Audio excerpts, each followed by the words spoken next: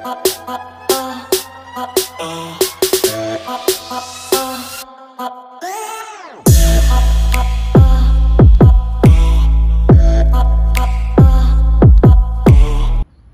and gentlemen, welcome to 345 to Life. My name is Fred, and I want to thank you for being here with me today. Being that this is our inaugural video, I'm just going to kind of set up where we're going, what we're looking forward to, and what you can expect. So, anybody that knows me personally knows that I'm a big fan of cars, huge fan, and I like trucks almost as much as I love cars. So, we're going to focus on the things that the automotive world has to offer. A primary focus is going to be muscle cars, because that's my passion, but trucks as well.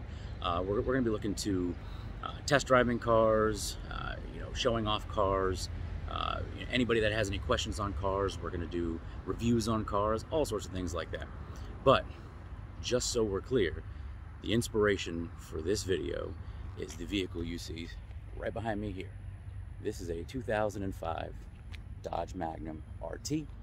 We're going to get a better look at it here in a moment. 5.7 liter, 345 cubic inch Hemi.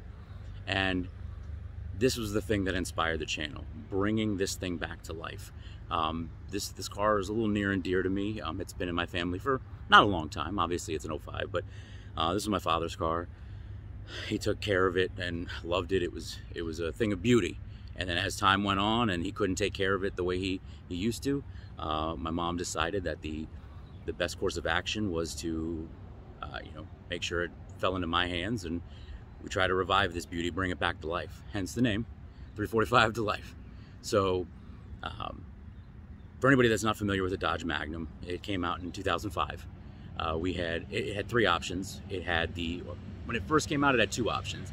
It had a V6 and it had the 5.7 liter Hemi, which is in this thing. And as it progressed, they got a little more sportier, a little more musclier with it. Put a 6.1 liter Hemi in there. The 5.7, the 345 behind me, has 340 horsepower and 390 pound-feet of torque. Dodge's factory numbers on it are 0 to 60 in 5.8 seconds and a quarter-mile time about 14.3 seconds. So we're going to look, going forward, we're going to tinker with this car, we're going to bring it back to life, and then we're going to beautify it, we're going to turn it into a thing of beauty. We're going to juice the hell out of this thing. We're going to see if we can't, we're going to keep it, street legal. We're going to keep it able to be a daily driver and everything, but we're going to see if we can't get this to the point where we can take it to the track and start tearing stuff up a little bit. So without further ado, we'll go ahead and just take a little walk around this thing real quick, show you some of the blemishes, show you what needs to be touched up on, and go from there. Now that we got a chance to get a better look at it, as you can see, this thing's got the gray, the lighter of the two grays that Dodge offered that year. We've got a bunch of nicks and things over the years from rocks kicking up and other things. Got a Marine decal on the front, hoorah, long history of Marines in the family. Got to show love. Kick around to the side here. As you can see, most of the paint is in really, really good condition. There's really no issues with the paint for the most part through 85–90% of this car. Got the Hemi badge, obviously. We have the actually factory wheels. They're not chrome. They're brushed aluminum, but they got a little bit of a chrome-like shine to them when they're cleaned up, obviously. So we'll venture through here. Got to have the dark tinted. It's hot out here. Got to have the dark tinted windows. Going around, like I said, all the trims there. Everything's good to go. No real marks or blemishes or anything like that. Got the roof rack. Obviously, the roof rack's going to have to go. Typical fashion, they usually don't make these things in polished paint or anything like that because they're going to get nicked up and dinged up, and they wear in the hot sun.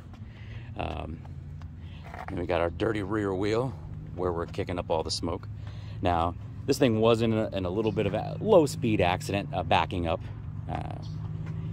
My dad went ahead and was trying to do the body work himself, and then eventually had to give up because obviously health and everything kind of limited his ability to do things. And as time, we've got some real minor surface rust that we can take care of here. I'm going to float around to the back. Float around to the back, and obviously standard Magnum rear end. The rear tailgate works, but the hydraulics are giving out on it, so it doesn't want to cooperate very much. Dual exhaust. All the Hemis came standard dual exhaust. Flip around to this side, and we have the same thing. Really good, really good paint job. The paint is still in really good condition. We've got, obviously, a little bit of dirt. Baby needs a bath. Come up here. got some of the plastic trim and stuff, needs to either be retouched or replaced. No big deal. And roll around here. A little bit of, you know how Dodge was in the mid-2000s, you know, not that Dodges are the epitome of cars now, but in the mid-2000s, they got a lot of flack for some of their build quality on certain aspects of the car, and they addressed it eventually, so their stuff looks really, really clean now. So we're looking to hope to, we'll eventually probably change the paint color on this thing, and maybe put a little flare on it, maybe some stripes or a black hood, something, where it's down the road. So next, we're going to take a look at the interior.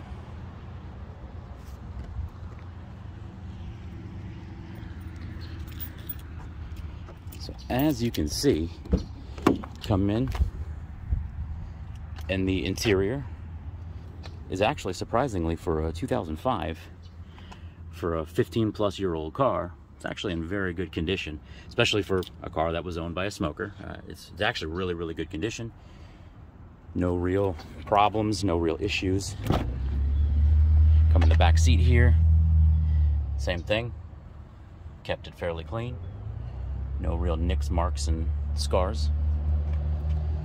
So then we're gonna have a seat in the car and let you take a look at what's going on from the driver's seat.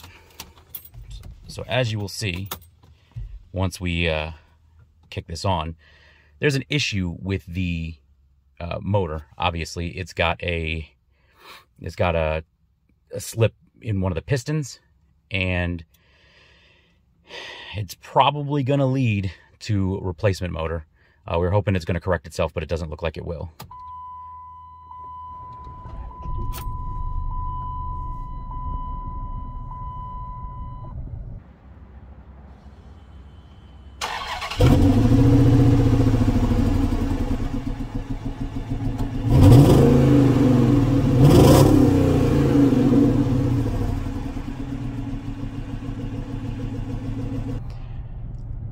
So as you will see, after we started it up, you've got the check engine light is on.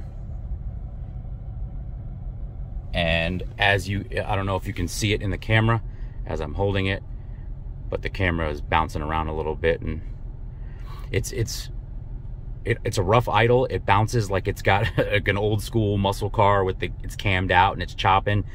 It's not supposed to do that. For anybody that's not clear, that is not supposed to do that. That is the 8th piston is slipping. It's not firing properly. So we're getting probably 60 to 70% power. So this thing obviously doesn't have the oomph that it used to. So that's the mechanical side, the biggest mechanical issue. It's the fuel pumps are, both fuel pumps, Hemis have 2 fuel pumps. Both fuel pumps have already been changed.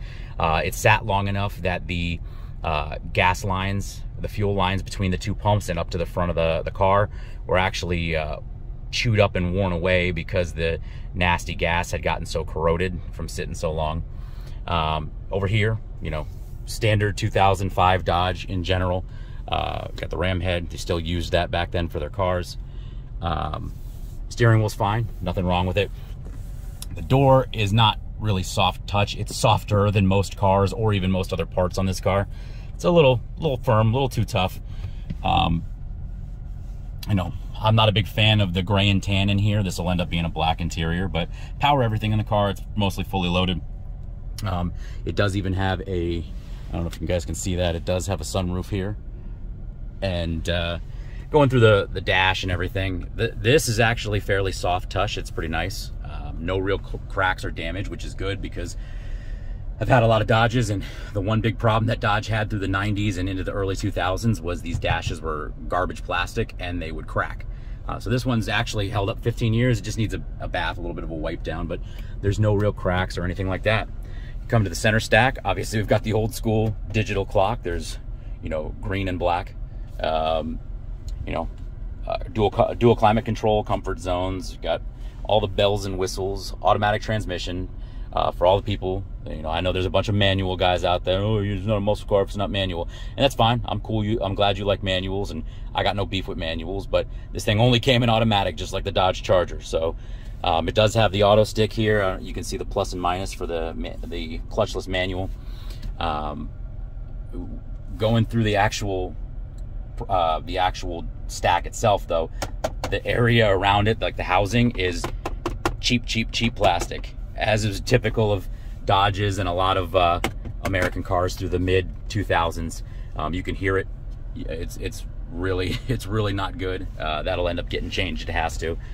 If you look around the car, you can see parts where the car is starting to separate, but that comes from, you know, heat and wear and tear and sitting out in the sun and baking, and, you know, our climate down here. For anyone knows where I live, it's hot here, so the sun bakes it and messes it all up.